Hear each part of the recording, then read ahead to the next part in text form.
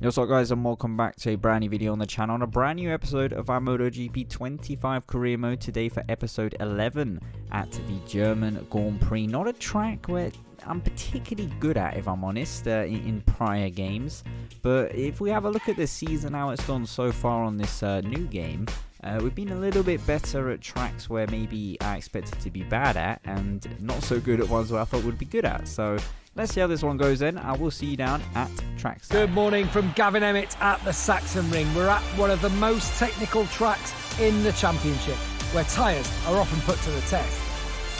In a few moments, we'll move to the main straight to watch the start of the Moto3 race.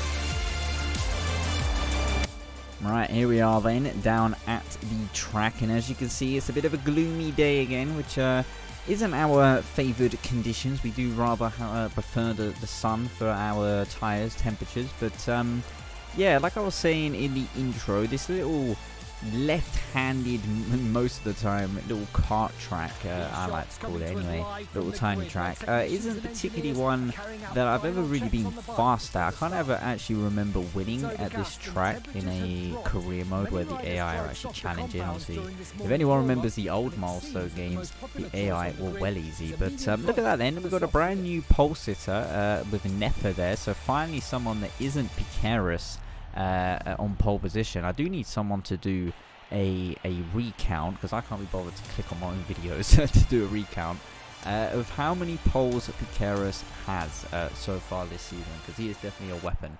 But we got Nepa this time round going from pole position, which is a new one. He's been pretty good all weekend, even through the practice, and we're going from P14.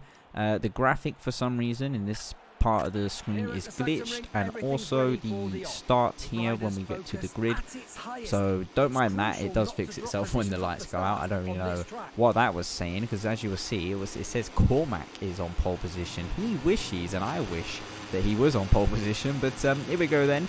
5 red lights are on for the German Grand Prix, and 5 red lights are out, and Nepa gets a pretty good launch on the Honda and goes straight to the inside then to defend then from Kelso, Betele, Rueda there, and then we've got the Sniper's bike, so straight to the inside then, covering that inside line. We went for the inside line also, trying to pick off anyone that ranks slightly wide as Pini gets on the curb and allows us to get by. Piqueras in the background had a pretty bad weekend for his standards. He is trying to get by Novo as Pini sits us up there, which is unfortunate, and as you can see, our rear tyre there is blue, so we're not quite getting the feeling and traction on this opening, initial part of the first lap that we really want here, with our bike wobbling about. We've lost quite a bit of ground to Pini and Noah already, considering it's only been a matter of a couple corners. But Piqueras then right behind us now, our main sort of championship rival at this point. I mean, we can't just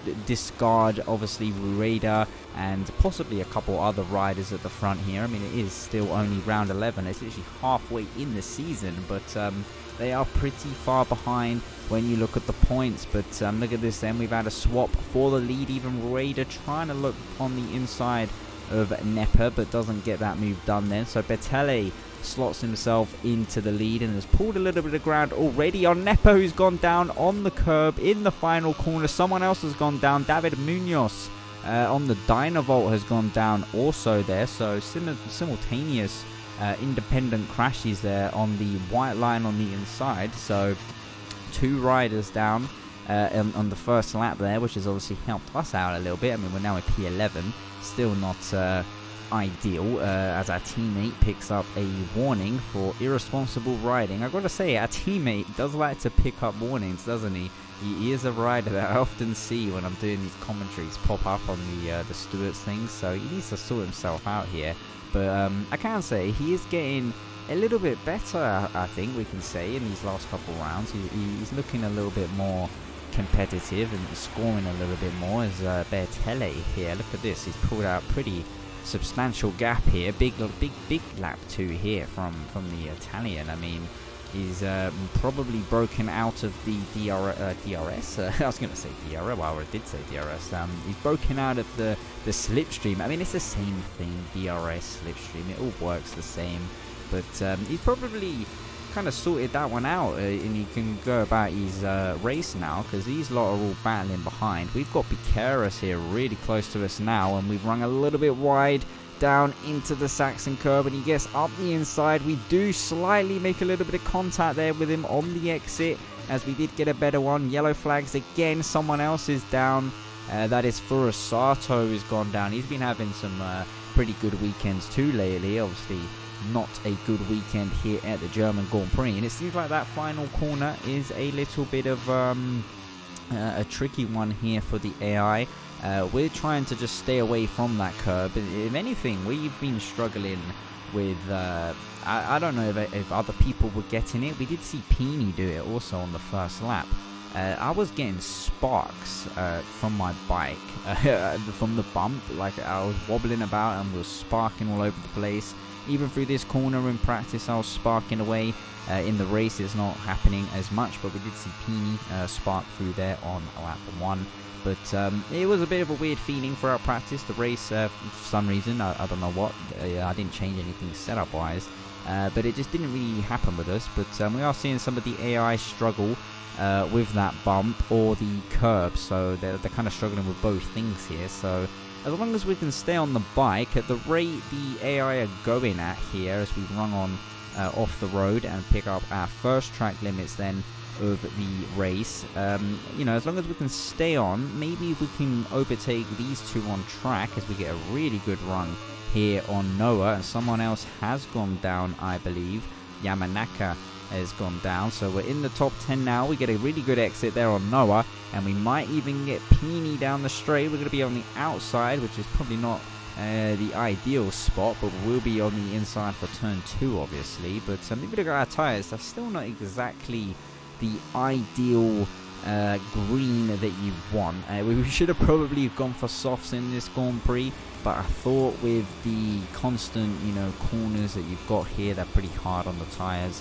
I thought the medium would be the better way to go, but I'm kind of thinking now that softs would have probably been the better option. But there's Kelso then under pressure from the Leopard, and one who isn't under pressure here, Bertelle, absolutely dominating so far.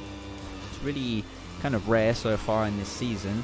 If we look back at some of these Grand Prix that we've had, especially the ones of late, to see a race dominated like this. I mean, we've had really close finishes lately, but this one, as of now anyway, seems like it is very much going the way of Bertelle. He's very much unthreatened and absolutely dominating here, and it's good to see. It's not one of our main championship rivals so far anyway, unless he continues this form for the rest of the season. As we head into this dreaded last corner, is everyone gonna make it through? It seems to be the case. Everyone has made it through, so we're not going to be gaining any free positions this time around. But we pulled a little bit of a gap on Pini, who seems to be under pressure now from the CIP bike, so we might not have to worry about them. So P8 from P14 it was on the grid, is progress. I mean, it's not bad, but obviously, you know, we will ideally want to be up there. But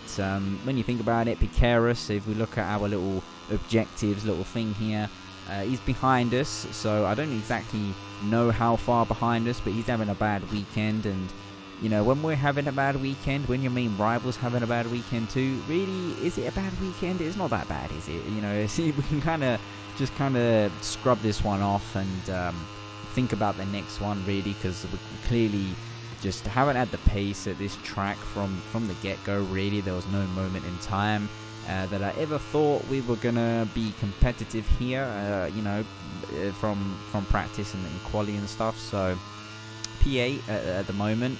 Obviously, there could be more positions from crashes as we pick up another track limits in the same bit, and we run very wide here in the Saxon curb. But yeah, just a tricky track, really. But the points gap, 31 points currently over Piqueras, is very comfortable, as we do spark a little bit there. Our exhaust pipe scraping the ground, or scraping the bump. Anyway, there's Piqueras under pressure, or fighting the CF motorbike here of Kiles. Is he going to get up the inside? And that isn't going to happen for him, which is ideal for us. If all these bikes could get by him, it would be ideal for us, because obviously he's still in the points. But yeah, 31 points. I mean, you know, halfway into the season, we've got 22 rounds. That's, you know, more than a race win if we were to unfortunately crash or just not score and Piqueras just, you know, win the race. He will still be winning the championship. So that is a good cushion to have, and I think this gap is a manageable gap. You know, 31 points. It's not loads, but I think this is a gap that we can steadily manage throughout the season, not take too many crazy risks, and just go about our business and just tick off the Grand Prix. We'll have to see how it goes. We can't really afford too many weekends like this one, because obviously just because we're doing bad and Piqueras is doing bad in this one doesn't mean that's always going to be the case. So we can't really afford to be off the pace too much more. But for this specific one, we can let it happen, because as you see here, Piqueras still hasn't got by the CF motorbike, and he's just struggling in general. The pace hasn't been too amazing from him in the quali for whatever reason. In practice he was quick, but in quali not so much.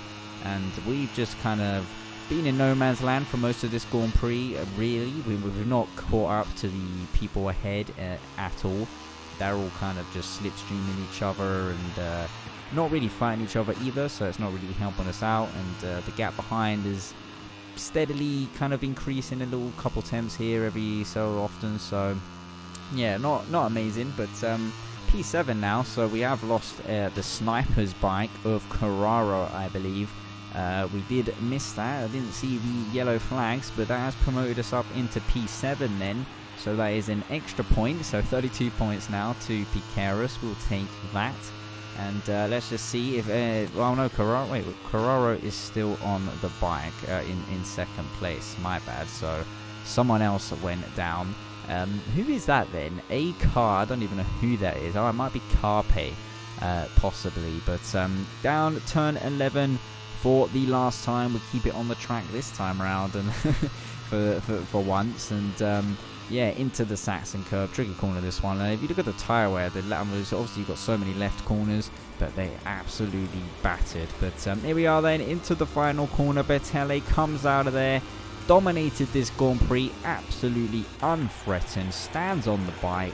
Carraro in second, and who has got third out of Rueda and Scotty? It's been Rueda. Someone's gone down. Kelso has crashed on the last lap, promoting us up into P6. Then the gap remains the same, I believe, to Piqueras, because I don't believe he lost those positions at the end there. So interesting then. So Bertele wins the Grand Prix, Carraro in second, Rueda third, and in terms of the championship, the gap does remain still 32 points. Furusato 68, Kelso 72, Rueda's moved up a position, 80 points behind.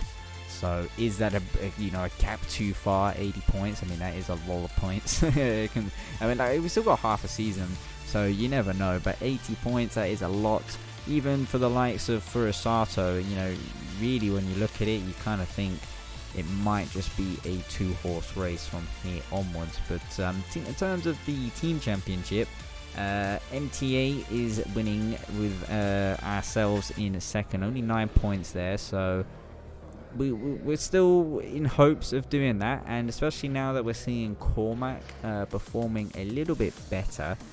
He's not quite up there, but he's scoring at least. You know, we might actually kind of stand a chance of maybe winning that one and wrapping up everything in our rookie season, which would be perfect. But in terms of R&D development with the team and KTM, last time it was about agility, and the bike felt, I mean, it was hard to kind of tell if it felt good or not around the Sachsenring track. It's like I say, it's not really one that I'm all that great at, so I kind of feel like I need another race with the bike to actually be able to tell if they're kind of doing anything with it, if it kind of felt any better or not. But we'll have to see about that, how it feels in the next one, because this, like I say, Sachsenring, just a tricky track to really get a feeling on. Even if you're good and comfortable around the Sachsenring. It's not really one where you can kind of build a feeling or anything like that for like the rest of the calendar, really. But that is it for today then. I will see you with the next episode at Brno very soon. Hopefully that one's a little bit better. So leave a like, subscribe for more content as always, and I'll see you then.